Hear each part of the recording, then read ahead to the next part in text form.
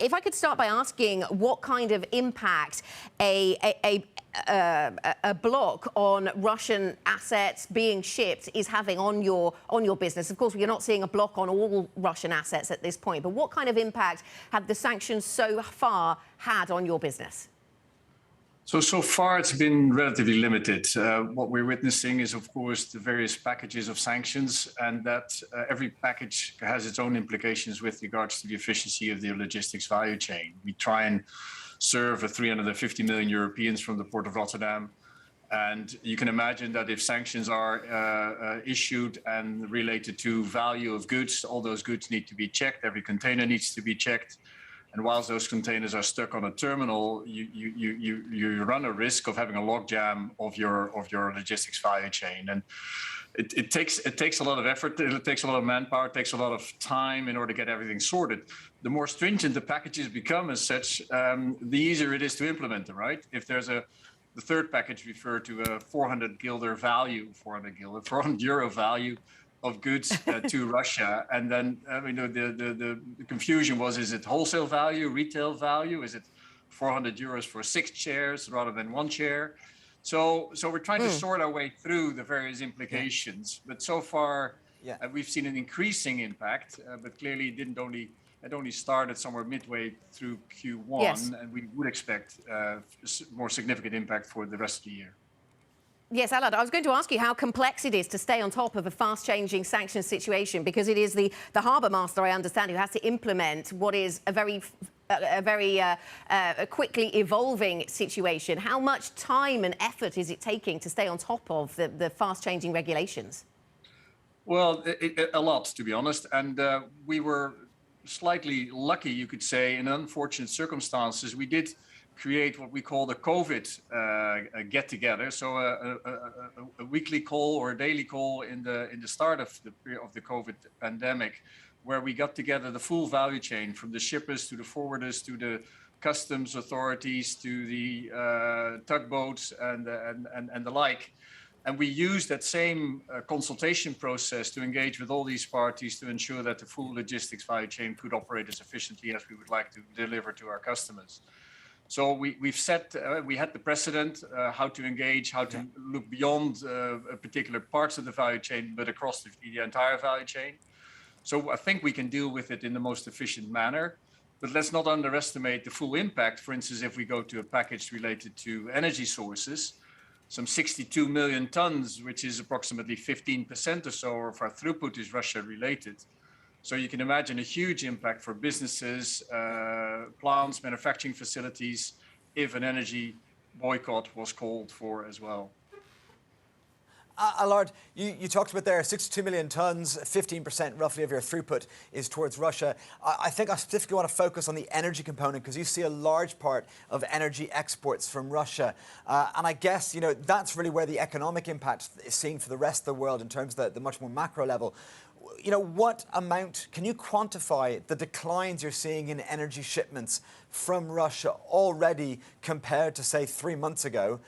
And what's the outlook for that for the next 6 months? Yeah, so there's two things to distinguish, I suppose. The major users of Russian oil and oil products in the port area have announced and confirmed that they are not and have not purchased any Russian oil to process in the refineries or petrochemical facilities. So these are the likes of Exxon, BP, Shell. So we've seen a significant decline in supplies from Russia, Urals crude oil. What is still proceeding, and there's no legal ground to prohibit and be against that, is that Russian oil still enters the port to be traded. There's global traders. We have a huge facility related to terminals, pipeline infrastructure, connections. So there's traders still purchasing Russian oil, processing it not so much, but storing it in terminals, combining packages and parcel sizes and shipping it to other countries and regions in the world. So we've seen a decline in the processed part. We've not seen so much a decline yet in the traded part.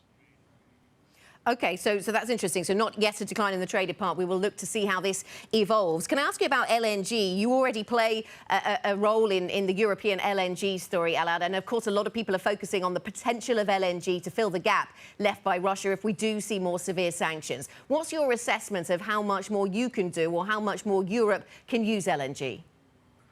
Well, I think it will be inevitable that we start using it more if we want to wean off Russian gas. But I think we need to recognize that the LNG value chain has a lot more restrictions, right? It's the processing capacity at a LNG terminal. We have a large LNG terminal here in the port.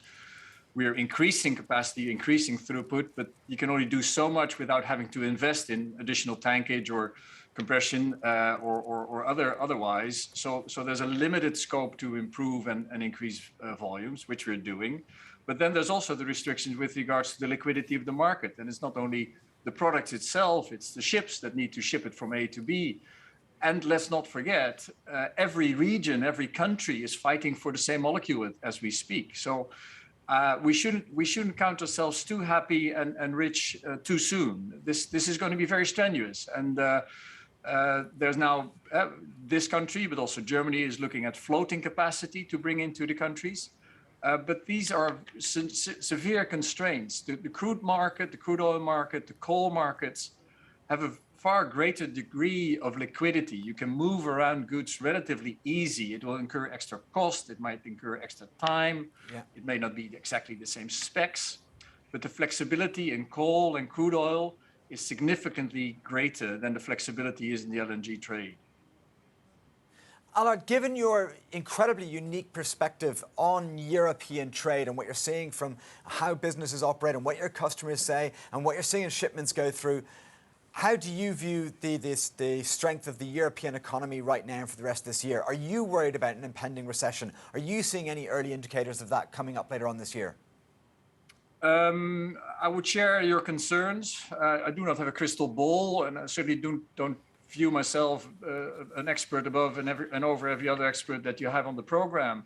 But I think the indicators are there, and I think the cost of energy, the availability of energy, as I said, the increased inefficiencies in the value chains and the logistics in the specs of the products will incur extra cost for the industries, which is compounded by the still ongoing effects of the pandemic and the shortages in supplies of essential raw materials and or if you like specs that would finish your products, whether it's the chips or whether it's the metals or the if you like from a car manufacturing perspective, the wiring that is produced in Ukraine. So there's a lot of stresses in the system as we speak.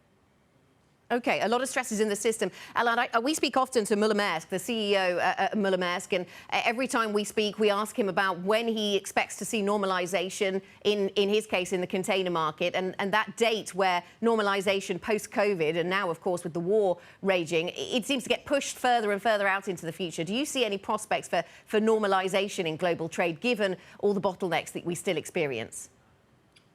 One would hope that normalization would begin to materialize and be visible towards the back end of the year.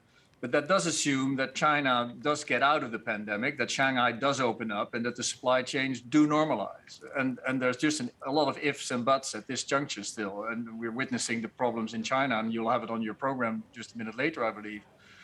So that is those are pretty important prerequisites in order for it to normalize. What is certain, however, is that there will be more capacity in the market. So all the liners, Maersk, MSC, O&E, have ordered new vessels. So they'll bring onto the market more capacity, and that should help us normalize.